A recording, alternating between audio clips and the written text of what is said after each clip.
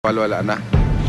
Mahigit 20 taon na siyang mangingisda at nasaksihan niya mismo ang pagbabago sa parting ito ng Sibuyan.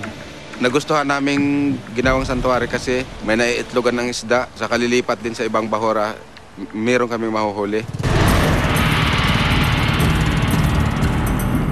Sa wakas, natatanaw ko na ang aming destinasyon. Sobrang excited ko. At approaching it, kita mo na kaagad na biglang luminaw yung tubig, kita mo na kaagad yung mga corals. So, sobrang excited ko talaga to explore it. Nandito tayo ngayon sa Marine Sanctuary.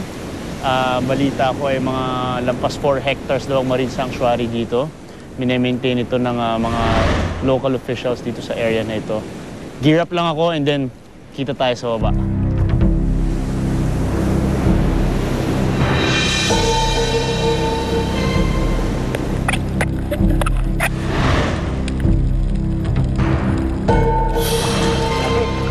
Isang sili pa lang sobrang ganda na.